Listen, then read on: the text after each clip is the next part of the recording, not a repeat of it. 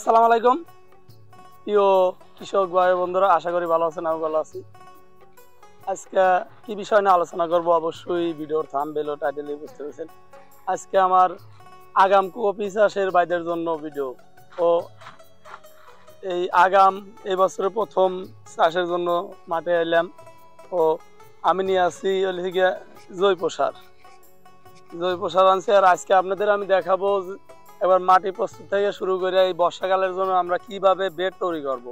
যে বর্ষাকালে বেডটাই কিন্তু আসল। আমার ক্ষেতের বেডটা যদি ঠিক না থাকে তাহলে কিন্তু কোনো সময়ও এই ক্ষেতে যদি পানি জমে থাকে তাহলে কিন্তু ফসলটা হবে না, গাছটা হবে না। এই জন্য ভিডিওটা আমার অনুরোধ থাকবে, কেউ দয়া করে টাইনে দেখবেন না, এবার লাস্ট পর্যন্ত দেখবেন। আমি মাটি প্রস্তুত থেকে শুরু করে একবারে আপনাদের বেড পর্যন্ত দেখাবো। তাহলে এখন আমি এই ক্ষেতটা আজ থেকে 10 দিন আগে আমি 1 তারিখে এই ক্ষেতটা হয়েছে ব্লিচিং পাউডার দিয়ে ও পানিতে রাখছিলাম। প্রথম ধাপ গেল মাটি শোধনের এটা। এখন আমি দেবো হয়েছে গিয়ে জৈব সার আনছি। জৈব সার এখানে আপনি দেখেন 40 ডিসিমাল বুয়ে আমি 6 বস্তা জৈব সার দিলাম, 40 কেজির বস্তা। আর এই জৈব সার শোধনের জন্য, জৈব সারের সাথে কার্যকারিতা বাড়ানোর জন্য আমরা কিন্তু টাইকোটার্মা দেবো। আমি আনছি হলে গিয়ে বাম্পার টাইকো, এটা হলে এসিআই কোম্পানি। এটার ডোজ আছে গিয়ে বিঘায় 250 গ্রাম। এখানে আমি 250 গ্রামে আনছি। এটা জৈব সারের সাথে আপনার টাইকো টার্মা মিশেলি পারে যে জৈব সারের ভার্মি কম্পোস্টের যে একটা ব্যাকটেরিয়া জীবাণু থাকে ওটা কিন্তু কেটে যায় আর কার্যকারিতা অনেক বেড়ে যায়। বাজার থেকে যে আমরা কিনে আনি আপনার ওই তৈরি সার যেটা কিনে আনি যে বা সব কোম্পানির আছে, ওইনার সান এটা 100% কার্যকারী ও ভালো। এটা আমি এইভাবে দেবো আর হাতে।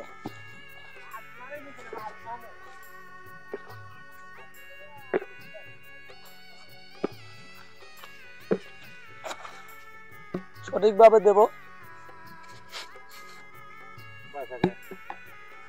এটা আমি এখন ভালো করে মিক্স করব। মিক্স করে পুরো খেত এই 40 শতক বুয়ে 6 বস্তা সার আমি ছিটাবো।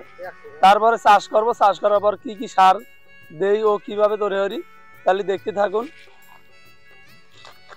সম্মানিত কৃষক ভাইরা, আমি এর আগে দেখেছি যে আমরা মাটি প্রস্তুতের প্রথম ধাপে ব্লিচিং দিছি, দেওয়ার পর আজকে চাষ করলাম প্রথম আমরা টাইকোটার্মা ও জৈব সার দিছি। এখন আমি নিচ্ছি হয়েছে গিয়া এখানে আছে ইউরিয়া সার।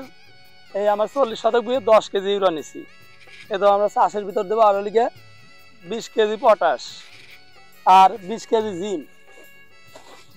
আর আপনারা জানেন বর্তমানে কিন্তু এখন হসপেটটা পাওয়া যাচ্ছে না, যাকে বল টিএসপি, ওটা বর্তমানে একটু কম। আর আমি যেহেতু জৈব সার দিছি নিজের তৈরি আর টাইকোটার্মা দিলাম, সব কিছু দিলাম, এই জন্য আমি জৈব সার দেওয়ার পর এই জন্য রাসায়নিক সারটা কিন্তু আমি সবসময় কম ব্যবহার করি। এটা হচ্ছে গিয়া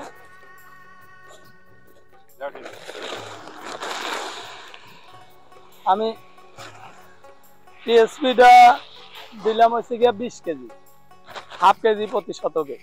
কি জন্য কম পাওয়া যাচ্ছে, তারপরেও আমি যত জৈব সারটা বেশি দিছি। আর প্রথম কিন্তু টাইকোটার্মা আর জৈব সার দেওয়ার পর চাষ দিছি, দেওয়ার পর দানাদার বিষ আমি 3 কেজি এই জায়গায় 3 কেজি ইনফিউজ আমি এই খাতে দিছি এই আপনার প্রথম চাষেই। তারপরে এখন আমরা এগুলা সব মিশাবো। আর সাথে দেবো হচ্ছে কি আপনার এই যে 1 কেজি হিমিস্টার, আর হচ্ছে গিয়া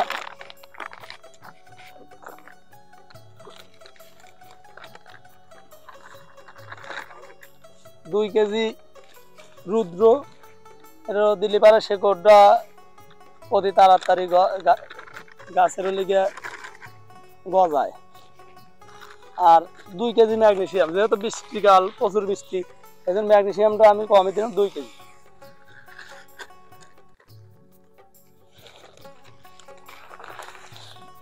মোটা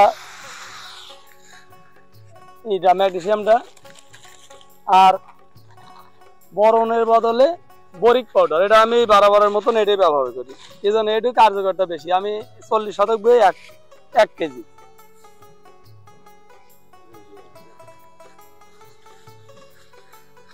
এখন সবগুলো আমরা মিশাবো, মিশা এই ক্ষেতটা প্রস্তুত, মানে হাল এই মিশান প্রস্তুত। এখন আমরা এই ফেলারের পর হচ্ছে গিয়া এটা হলে গিয়া ই হবো, আমরা মিশাবো না ছিটাবো, ছিটানোর পর হচ্ছে গিয়া বেড কাটবো।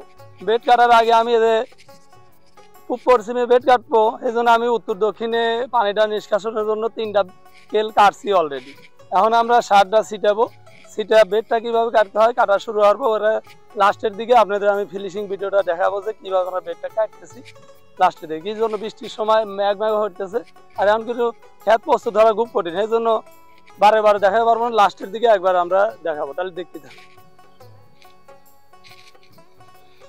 সম্মানিত কৃষক ভাইরা, আমি এর আগে দেখাচ্ছি যে কিভাবে সার বুনতে হয়, বোনার পরে বেড কাটছি, বেড কাটাটা কিভাবে শুরু করি সেটা দেখাতে পারিনি। বলছি যে ম্যাঘ আসতেছে, এই জন্য খুব তাড়াতাড়ি ওই কাজটা করছি, ওই সময়টা হয় নাই ভাই। এই জন্য এখন আমি বুঝাইতেছি ও দেখাইতেছি যে আমি কিভাবে বেডটা কাটছি।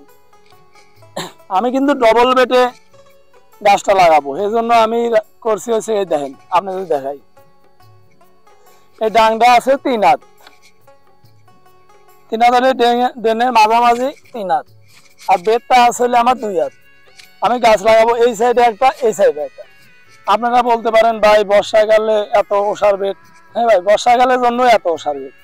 কি জন্য? বর্ষাকালে যে আমরা চাপা 1.5 হাতে বেড দেই, 1 হাত বেড আর হাফ হাতের ড্রেন, ওটা কিন্তু হয় না, বৃষ্টি এসে ভরে যায়। তারপরে আর একটা মেইন সমস্যা এটা হয়েছে গিয়ে, আমরা যখন গাছটা লাগাই সিঙ্গেল বেডে, এখন অতিরিক্ত বৃষ্টি, এবারকার বৃষ্টি কিন্তু আরো বেশি। অতিরিক্ত বৃষ্টির সময় দেখা যাচ্ছে মাঝখানে গাছ রাখলাম, 2 সাইডে হালকা মাটি থাকে, অতিরিক্ত বৃষ্টির জন্য মাটিটা কেটে যায়, কেটে যাওয়ার পর শেকড়টা বাড়ায়, গাছটা মানে রোদ উঠলি পারে ওই গাছটার শেকড়টা রোদ পায় বা গাছটা উল্টিং হয়, মারা যায়। এই জন্য আমি ডবল বেডটা করছি, করার কারণ হচ্ছে গিয়ে এই সাইডে গাছ লাগাবো, এই সাইডে গাছ লাগাবো।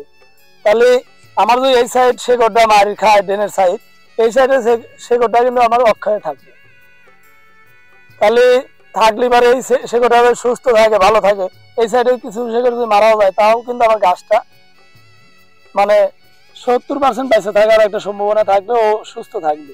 এই জন্য আমি এই পদ্ধতিতে বেডটা করছি। আপনারা এই বর্ষাকালে কেউ করলে পারে অবশ্যই এইভাবে হইবেন। আর বেড হওয়ার কিন্তু নিয়মটা 3 হাত তো করবো, 3 হাতের 1 হাত বেড। আপনারা করবেন ভাই হেনে তো 1 হাত হয় নাই, যখন আমি হেন মাটি তুলবো, এইখানে কিন্তু মাটি তোলা পড়বি মেলা কয়বার, কি জানে বেডটা করছি। এখন কিন্তু আমি সবকিছু দিচ্ছি, আপনাদের কিন্তু আমি 10টা বোনাই দেখাই নাই। তারপরে আমি 3-4 দিন রাখবো, রাখার পর 10টা দেবো, 10টা দিয়ে এখান থেকে আবার মাটি তুলবো, তুলে হেনতে দেবো। আর মাটিটা সবসময়ের জন্য আপনারা দেওয়ার চেষ্টা করবেন হচ্ছে গিয়ে এই মাঝখানে। আমি কিন্তু দেখেন সব বেডে কিছু আপনি দেখাই, মাঝখানে আমি উঁচু রাখছি। কি জন্য? আমরা ডবল বেডে হলি পারে এদিক থেকে মাটি এখানে দিয়ে পাবো, মাঝখানে মাটি দেওয়া কিন্তু গাছ বড় হয়ে গেলে কষ্ট হবে। এই জন্য মাঝখানে একটু রাখছি। আর বৃষ্টি হলে, অতিরিক্ত বৃষ্টির পরে যে এখানে মাটি পরে, বৃষ্টি পরে, এটা কিন্তু মাটি ধুয়ে যদি কমেও, তাও কিন্তু এই লেভেল হবে না, এখানে একটু বুক টান থাকবে।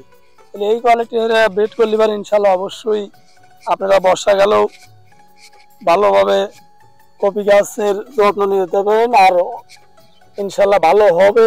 আর এই কোয়ালিটি হলে পারে আপনার বৃষ্টির হাত থেকে বাঁচার 100% শিওর থাকবে।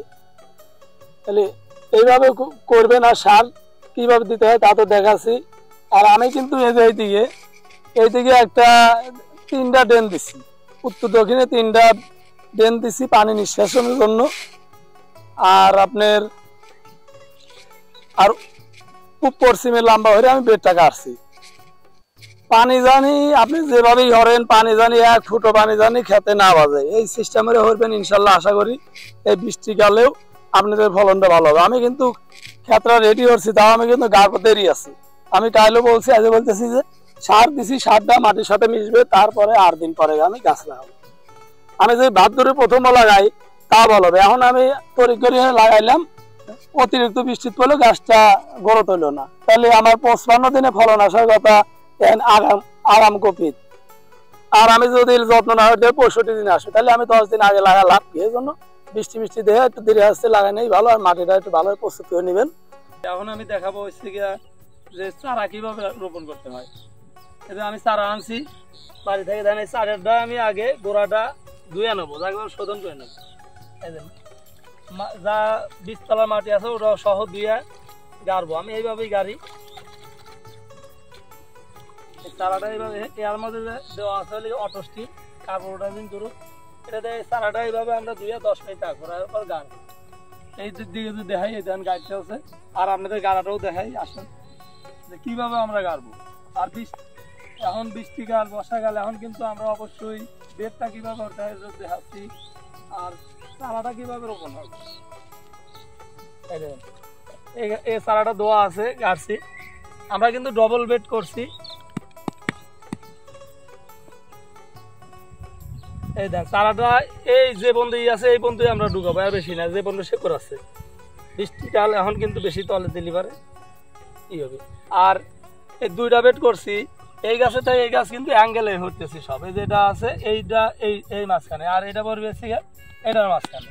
এভাবে রোপণের আসল উদ্দেশ্য হচ্ছে কি আপনার, আমরা এইদিকে দিছি বেডটা 3 হাত বা 3 হাত, আর এবারে 18 ইঞ্চি পরপর চারা লাগাইতেছি। আর এই বেডটা হচ্ছে গিয়ে ডবল বেড, সেজন্য 3 হাত করছি। আর এইভাবে হরার উদ্দেশ্য যে অ্যাঙ্গেলে হরা, এই চারাটা থাকে, এই চারাটা কিন্তু অনেক জায়গা পাইতেছে। আর আমি যদি এই সোজা সোজা লাগাইতাম তাহলে কিন্তু চারাটা স্পেস কম থাকতো, এই জন্য এই দিক থেকে এই দিক অনেক জায়গা পাইতেছে। আর একটা চারা যদি লাগাতে হয় আপনাকে, গোড়াটা কিন্তু খুব শক্ত হয়ে দেওয়া লাগবে, শিলে দেওয়া লাগবে, জানি রোদ জানি না দেবো। এই দেন অনেক জায়গা কিন্তু পাই একটা গাছ। আমার কিন্তু ঠিকই কিন্তু বেশি জায়গা খাইতেছে না, খালি অ্যাঙ্গেলে লাগানোর কারণে জায়গাটা বেশি স্পেসটা পাইতেছে। তাহলে এইভাবে লাগাবেন, আর পরবর্তীতে কি পরিচর্যা করি ইনশাল্লাহ আপনাদের জানাবো। আর এই দেখেন এই পাশেই পানি কিন্তু বড়াই খাতের 1-1.5 হাত নিচি, একটু রিস্ক নেই ভরা হইতেছে। কি জন্য এখন রিস্ক যদি না নেই, ভাদ্র মাসের আপনার আজ 2 দিন চলে, আর যদি না বিহারে হরি তাহলে আবার অম্বুরা বাজার বাড়ে। এই জন্য রিস্ক না হইতে সবাই দোয়া করবেন জানি বর্ষাটা এদিন না আসে। তাহলে সবাই ভালো থাকবেন, সুস্থ থাকবেন। আল্লাহ হাফেজ।